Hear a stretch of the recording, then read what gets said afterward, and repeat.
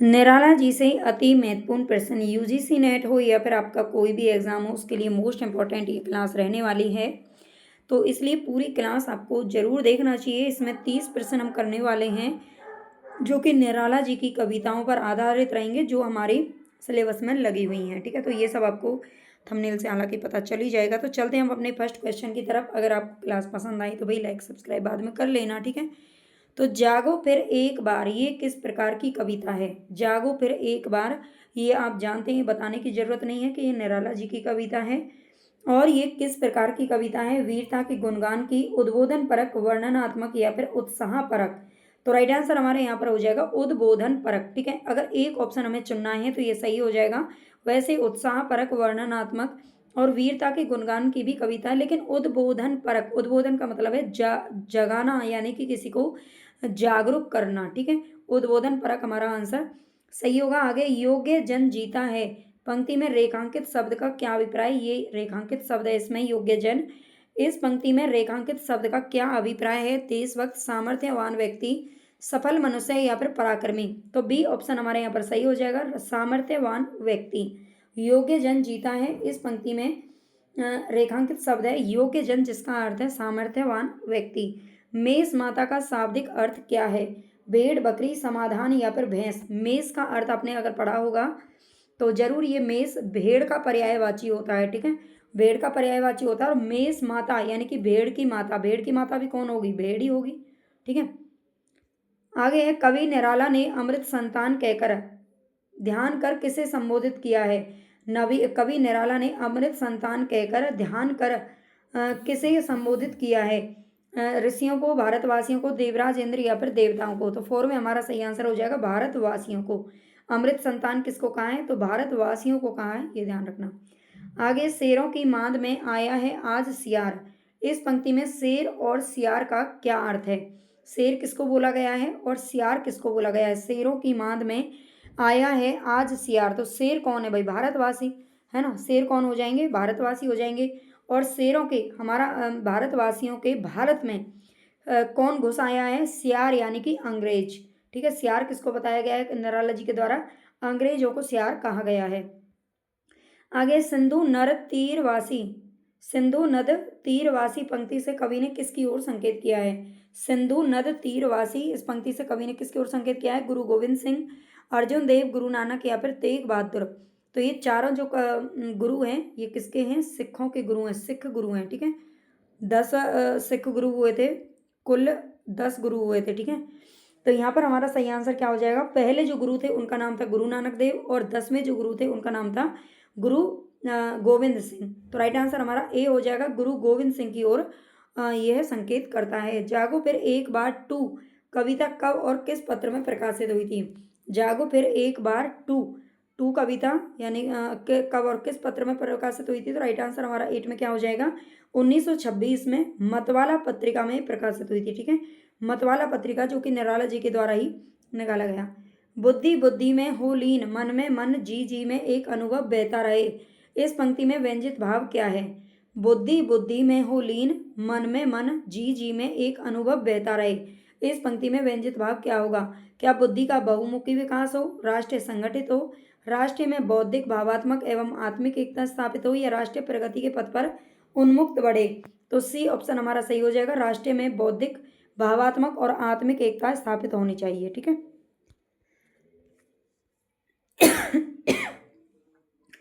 Next हमारे यहाँ पर 10वां क्वेश्चन, क्रेसों के, ये क्रेसों नहीं है बल्कि केसों के फैलने के माध्यम से कवि ने किसका आह्वान किया है? केसों के फैलने के माध्यम से कवि ने किसका आह्वान किया है? तो यहाँ पर हमारा करेक्ट आंसर क्या हो जाएगा? तो यहाँ पर हमारा राइट आंसर हो जाएगा, राष्ट्र में बौद्धिक, भावात्मक एवं आत्मिक एकता स्थापित हो। ठीक है, सी ऑप्शन हमारा यहाँ पर सही है। आगे देखते हैं, केसों के फैलने के माध्यम से कवि ने किसका आह्वान किया है? केस। ठीक है, केस यानी कि जो बाल लटों को बोलते हैं केस। तो केसों के फैलने से माध्यम ने कवि किसका आह्वान करता है? मनुष्य, प्रकृति की जागृति या राष्ट्र की चेतना के उन्मुक्त जागरण का। तो सी ऑप्शन हमारे यहाँ पर सही हो जाएगा, केसों के फैलने के माध्यम से कवि ने राष्ट्र की चेतना के उन्मुक्त जागरण का आह्वान किया है। आतुर और वसन मुक्त कर दो, आतुर और वसन मुक्त कर दो, पंक्ति में निहित भाव क्या है? यहाँ पर ये वसन है, ये वसन क्या अर्थ है? बंधनों से मुक्त कर दो, ठीक है, बंधनों से क्या कर दो? मुक्त कर दो। तो यहाँ पर हमारा सही आंसर क्या हो जाएगा? हृदय को निराशा और सुक्ति के सभी बंधनों के आवरण से मुक्त कर दो, ठीक है। हृदय को निराशा, उदासी और जो भी हमारे सुप्ति के सभी बंधन है ना, सोए पड़े हम जिन बंधनों के कारण, उनके आवरण से मुक्त करने के लिए कह रहे हैं, ठीक है। आगे है, बंद हो रहा गुंजार, इस पंक्ति का क्या अर्थ है? बंद हो रहा गुंजार बारे में हमारा सही आंसर क्या होगा? भ्रमर ने गुंजार करना क्या बंद कर दिया है? प्रकृति सौंदर्यहीन हो गई है, सर्वत्र निराशा व्याप्त है, चेतना निष्क्रिय हो गई है। तो बारे में हमारा करेक्ट आंसर हो जाएगा, बारे में हमारा करेक्ट आंसर क्या हो जाएगा? भ्रमर ने गुंजार करना बंद कर दिया है, इसका बिल्कुल यही आंसर सही होगा। सोई कमल कोरकों में पंक्ति के द्वारा किसकी ओर संकेत किया गया है? सोई कमल कोरकों में पंक्ति के द्वारा किसकी ओर संकेत किया गया है? भ्रमर की ओर, सुप्त चेतना की ओर, कमल की कली की ओर, या फिर प्रकृति की ओर। सोई कमल कोरकों में, तो 13 में हमारा सही आंसर क्या होगा? प्रकृति की ओर। इसमें प्रकृति की ओर क्या किया गया है? संकेत किया गया है।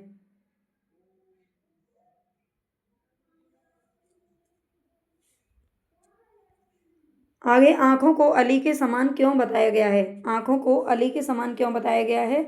अली जब पुष्प रस का पान करता है तब उसकी आंखें बाहरी परिवेश की ओर नहीं देखती, है ना, और आंखें ये अली के समान काली होती हैं। आंखें जागृति का प्रतीक हैं, या आंखों से व्यक्ति के सोने जागने का बोध होता है। तो ए ऑप्शन हमारे यहाँ पर 14 में सही हो जाएगा।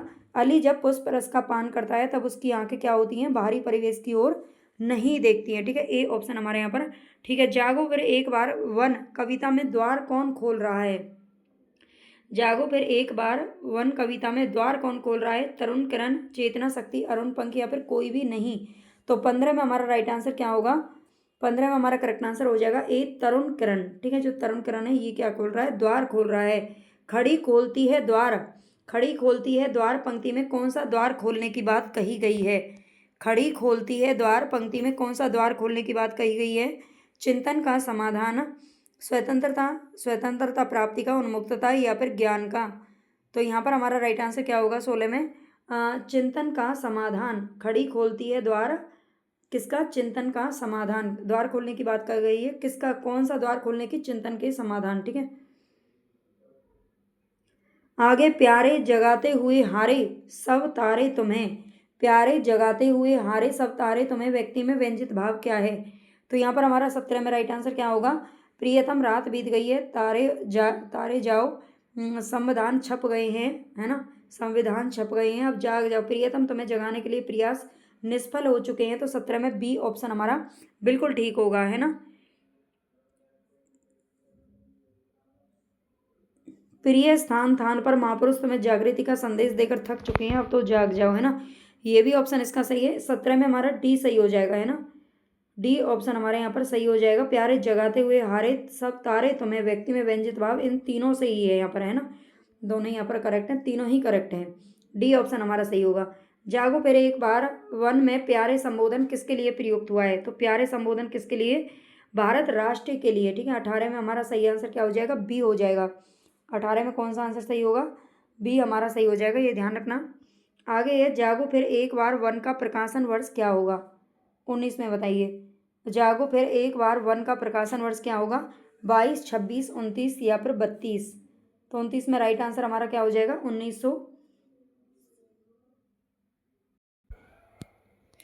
तो यहाँ पर हमारा सही आंसर हो जाएगा 1926, ठीक है। जागो फिर एक बार वन का जो प्रकाशन वर्ष है वो कितना है? 1926, ये ध्यान रखना। आगे हमारा क्वेश्चन, निम्नलिखित में से राम की शक्ति पूजा से संबंधित उपयुक्त कथन कौन से हैं? रावण के अनिर्णित समर का इतना विराट और उदात्त चित्र अन्यत्र दुर्लभ है। राम की शक्ति पूजा का उल्लेख श्रीमद् भागवत पुराण में है। यह इसमें सूक्ष्मता के अनेक स्तरों पर विचरण करने वाली अर्थ योजना अप्रीतम है। इसमें राम एक दैवीय चरित्र के रूप में नहीं है, नहीं है, दैवीय चरित्र के रूप में नहीं है, बल्कि एक मानवीय चित्रण में है, ठीक है, मानवीय रूप में है। तो ये तो हमारा ऑप्शन गलत हो जाएगा, और बी भी इसमें गलत है। राम की शक्ति पूजा का उल्लेख श्रीमद् भागवत पुराण में नहीं है। तो ए और सी ऑप्शन हमारे यहाँ पर सही हो जाएगा, ठीक है, दोनों ही सही हो जाएंगे। उपयुक्त कथन पूछ रहा है तो ए और सी ऑप्शन हमारे यहाँ पर दोनों ही ठीक हैं। आगे, निराला की राम की शक्ति पूजा पर किस रचना का सर्वाधिक प्रभाव है? वाल्मीकि रामायण, कृतिवास, रामचरितमानस या फिर विष्णु पुराण? तो यहाँ पर हमारा बी ऑप्शन सही हो जाएगा। ये बंगला रामायण है जो कि कृतिवास कवि के द्वारा लिखी गई थी। कृतिवास ही इनके लेखक का नाम है और इसका नाम भी कृतिवास रामायण है। बह स्नेह निर्जर बह गया रह गया है, स्नेह निर्जर बह गया है, रेत ज्योतन रह गया है। ठीक है, ये थोड़ा सा मिसप्रिंट है यहाँ पर, लेकिन आपको पता होगा। ये गीत किस कवि का है? जयशंकर प्रसाद, निराला? तो बिल्कुल निराला जी का है ये। ठीक है, आगे हमारा क्वेश्चन यहाँ पर, नई कविता के प्रथम अंक में निराला की किस कविता का अनेक कवियों द्वारा सामूहिक रूपांतर प्रकाशित हुआ था? नई कविता के प्रथम अंक में, नई कविता के प्रथम अंक में निराला की कौन सी कविता का अनेक कवियों द्वारा सामूहिक रूपांतर प्रकाशित हुआ था? तो ये हुआ था जूही की कली का। ठीक है, जूही की कली का आंसर हमारा सही होगा।